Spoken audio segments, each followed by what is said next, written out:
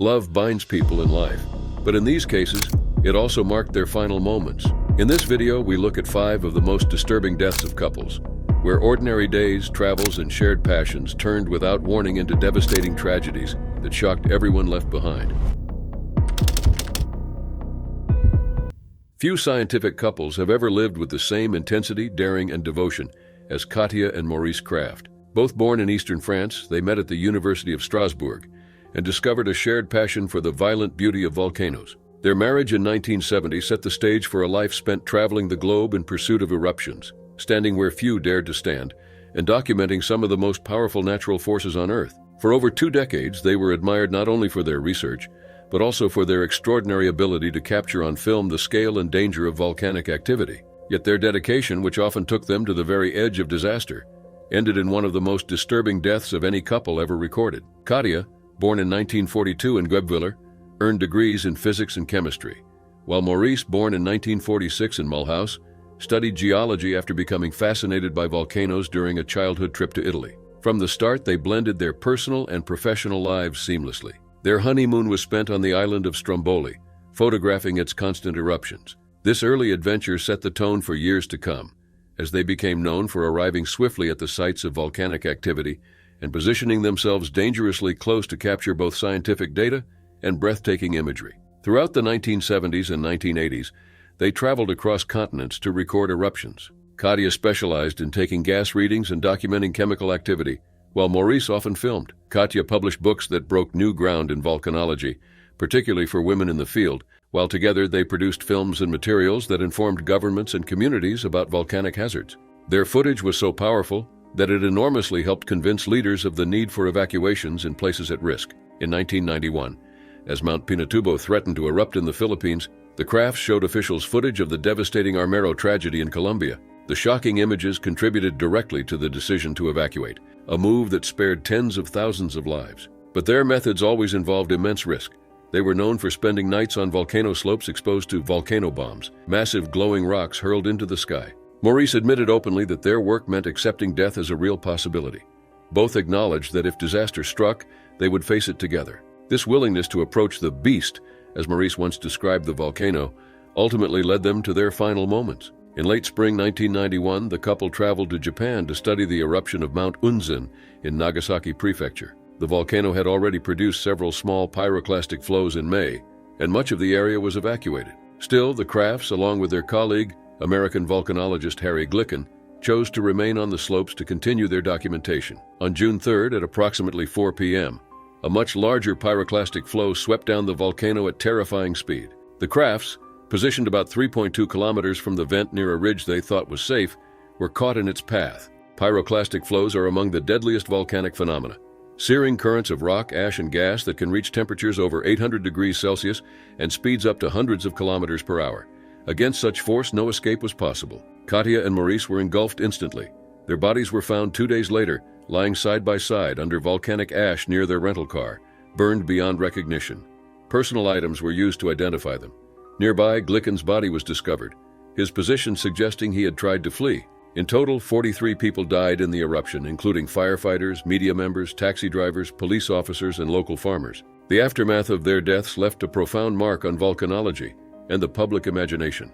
A crater on Piton de la Fournaise in Réunion was named in their honor, and the Krafft Medal was established to recognize outstanding contributions to volcanology. Their legacy also lives on in documentaries such as Into the Inferno, The Fire Within, and Fire of Love, which weave together their vast archive of footage and writings.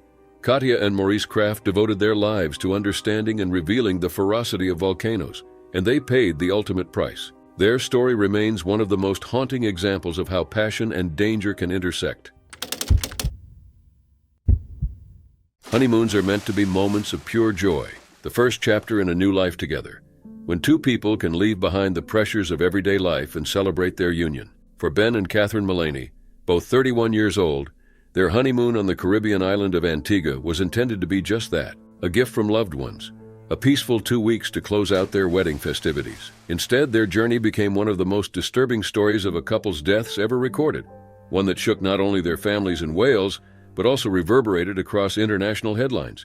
Ben, a trainee physiotherapist from Istalifera, and Catherine, a pediatrician training to be a general practitioner, had grown up only a few miles apart in Wales before their paths converged. On July 12, 2008, they were married at St. John the Evangelist Church in Silibebel, surrounded by friends and family. 2 days later, they flew to Antigua, checking into the Cocos Hotel, a luxury resort on the island's west coast. The couple enjoyed days of relaxation, island tours, and long talks about their future together. As their holiday neared its end, they spoke with fellow guests about their excitement to return home and begin married life in earnest. Their flight back to the United Kingdom was scheduled for July 27th. That final night, however, marked the turning point from joy to horror. In the early hours of July 27th at around 5 a.m., armed intruders broke into the Mulaney's secluded cottage during what was believed to be a robbery. The men carried a Glock pistol, and in the terrifying confrontation that followed, Catherine was shot in the head at close range.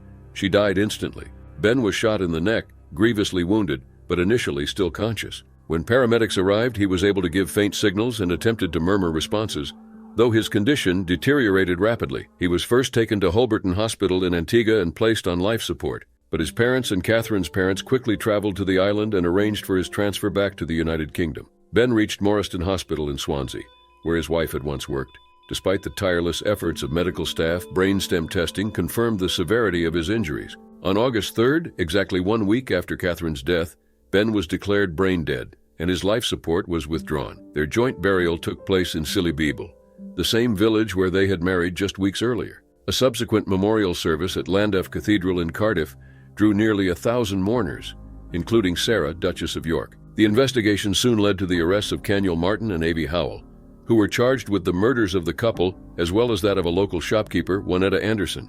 Both men were convicted in July 2011 and sentenced to 3 consecutive life terms. Though the judge ruled out the death penalty, calling the crimes repugnant but not the worst of the worst, the sentences ensured that neither man would ever walk free. Howell later escaped prison in 2014 but was shot dead by police after a confrontation. The killing strained diplomatic relations between the United Kingdom and Antigua, with disputes over the death penalty, calls for stronger policing, and even accusations from Antigua's leadership about deported criminals fueling local violence. The Antiguan government introduced sweeping reforms, including expanded police powers, harsher penalties for weapon-related crimes, and new surveillance measures, all in an effort to restore confidence in the island's safety.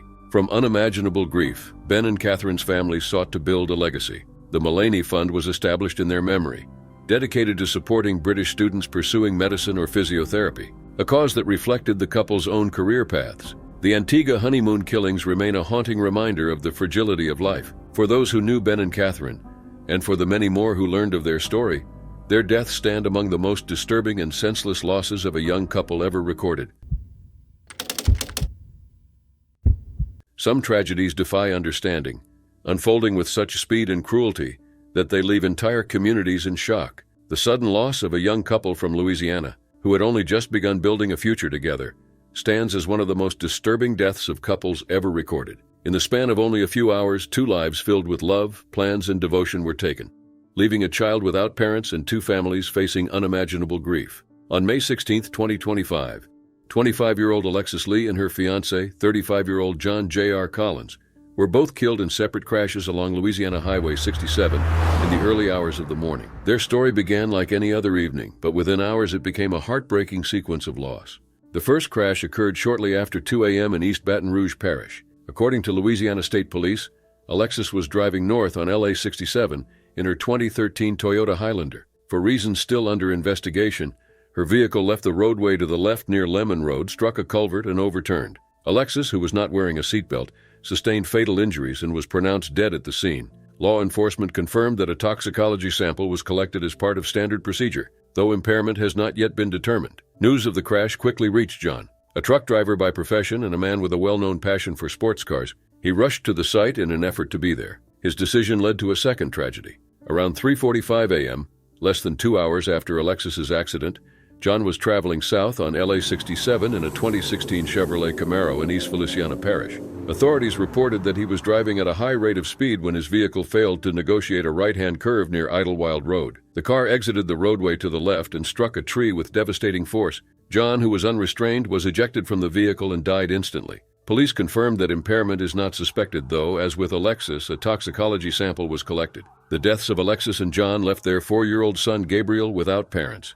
The couple, who had only recently purchased a home, were planning to marry in February 2026. They had been preparing to begin a new chapter as husband and wife, and their sudden passing shattered those plans in a single night. The aftermath was one of overwhelming grief. Family members described Alexis as warm, devoted, and deeply caring, someone who touched every life she encountered. A recent graduate of Southern University, she was a teacher at East Feliciana STEAM Academy, where her colleagues and students felt the weight of her loss. In a public statement, East Feliciana Public Schools expressed their sorrow, asking the community to keep her family in their prayers. John was remembered as spirited and caring, a man with an undeniable love for Alexis and their son. His parents, Arthur and Sandra, spoke openly about their grief, describing the pain of losing not only their son, but also the young woman who had become part of their family. Both families have vowed to care for Gabriel, ensuring that he grows up surrounded by love and support, despite the loss of his parents. Relatives have spoken of blending their households and drawing on their strength to provide him with stability and hope for the future. A joint memorial service was arranged. The story of Alexis and John is a stark reminder of how quickly lives can be altered beyond recognition. In only a few hours, joy and plans for the future were replaced by devastating loss.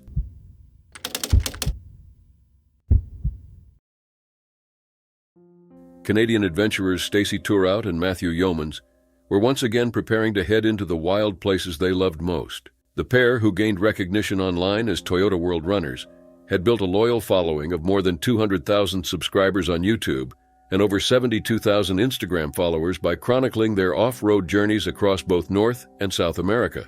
Their videos involved everything from vehicle rebuilds to ambitious projects, such as creating what they proudly described as the world's first Land Cruiser Chinook in 100 days, a hybrid machine that merged the body of a Toyota Chinook camper with the rugged base of a Land Cruiser. Just days before the tragedy, Stacy and Matthew had shared moments from their summer outings, testing trucks across jagged rock, preparing food over an open flame, and laughing beneath the open sky. Their smiles seemed to embody both joy and the restless spirit of exploration that had defined their channel since its start in February 2020. On July 31, 2025, the couple released what would unknowingly become their last video. It featured familiar hallmarks of their work: vehicles climbing uneven trails, relaxed meals in the wilderness, and quiet stretches of contentment amid Vancouver Island's rugged terrain. Friends later said that Matthew was already making plans for additional trips, reflecting the couple's shared drive to keep exploring and documenting. But a week later, on August 7th, while navigating a forestry road near Trout Lake in British Columbia, their truck lost control on the rough mountain track. According to investigators, the vehicle dropped nearly 656 feet down a steep boulder slope, rolling over many times, before finally stopping in a ravine.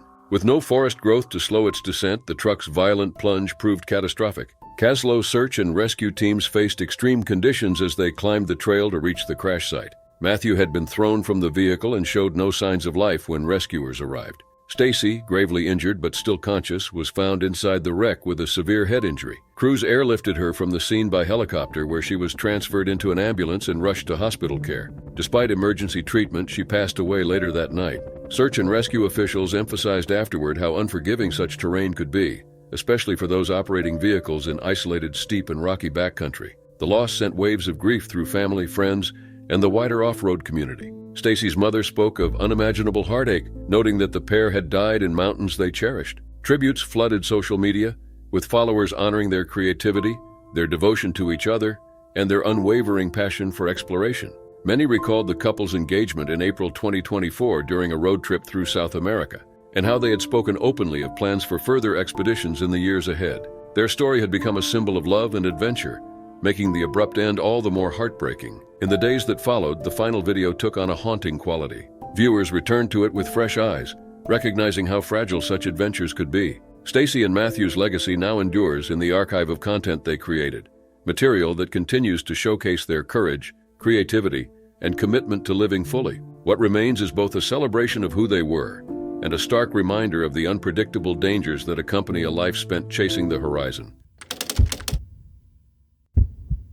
The mountains of Mallorca are a place of breathtaking beauty, but also unforgiving danger, where steep cliffs, narrow canyons, and sudden storms can transform a hike into a fight for survival. For Sarah Jane Thompson, 26, and Alexander Barrett, 32, what began as a shared adventure through one of the island's most striking landscapes became one of the most disturbing deaths of a couple ever recorded. Their story is remembered not only for the scale of the tragedy, but also for the courage shown in their final moments. On September 3, 2024, Sarah and Alex set out with a group of fellow outdoor enthusiasts to hike the Torrent de Paredes Gorge in Mallorca's rugged Tramuntana mountain range. The route, internationally known among climbers and hikers, is demanding and exposed to sudden weather changes. Although neither Sarah nor Alex had completed the hike before, friends considered it well within their abilities. That morning, forecasts suggested rain would not arrive until evening, long after the group expected to finish. Confident in this, they pressed on through the canyon's rocky terrain and narrow riverbeds. By early afternoon, the weather began to change. Light drizzle soon gave way to heavy rain, and thunder rumbled in the distance. The gorge, with its sheer cliffs and limited exits, offered little chance of escape. Luke Weaver, a close friend of Alex and part of the group, recalled how the hikers became clustered at a bottleneck between two boulders as the rainfall intensified. Moments later, he heard the warning cry of "Water!" and a sudden wall of floodwater surged into the canyon. Within seconds, the dry riverbed turned into a torrent. Survivors later described the deafening roar, the sight of people swept away, and the chaos of trying to cling to rocks as the flood surged past. Amid the panic, Sarah was dragged into the current. Alex, a climbing instructor and lifeguard, attempted to reach her, fighting desperately against the floodwaters. Witnesses said both were swept away together, carried down the gorge by the force of the surge. Others managed to scramble to higher ground or hold fast against the flow, but for Sarah and Alex, the power of the water was overwhelming. Rescue operations began immediately, involving helicopters, divers, and teams of emergency responders. The following day, September 4th, Sarah's body was recovered downstream by Spanish search crews. Alex's body was not located until September 6th, further along the flood path, confirming he too had been claimed by the torrent. 10 other hikers were rescued during the same event, some lifted to safety by helicopter with only minor injuries. Post-mortem examinations confirmed drowning as the cause of death for both Sarah and Alex. At the inquest held at Stockport Coroner's Court, the scale of the tragedy was laid bare. Assistant Coroner Jyoti Gill recorded verdicts of accidental death, concluding that the sudden storm had caused flash flooding that left Sarah and Alex unable to reach safety. Their families and friends shared emotional tributes that revealed the depth of the loss. Sarah, described by her father as someone never without a smile, had represented Cumbria in national fell running, earned a photography degree from Manchester Metropolitan University, and had recently advanced in her career at the Christie Hospital in Manchester. Alex's father remembered his son as someone who loved life, embracing the outdoors through climbing, hiking, and surfing. Friends coined the phrase "be more like Alex" as a way to honor his warmth, kindness, and adventurous spirit. The couple from Offerton near Stockport were widely mourned. Tributes from climbing gyms, workplaces, and community spaces reflected how deeply they had touched lives. Sarah had been a familiar face at her climbing center and at a local bar where she once worked, remembered for her joy and kindness. Alex was admired by fellow climbers and students, known for his encouragement and energy. Their deaths stand as a stark reminder of the unforgiving nature of sudden floods in mountainous terrain. What began as a day of exploration ended in catastrophe, leaving behind grief, but also enduring admiration for two people who lived life with passion, adventure, and love.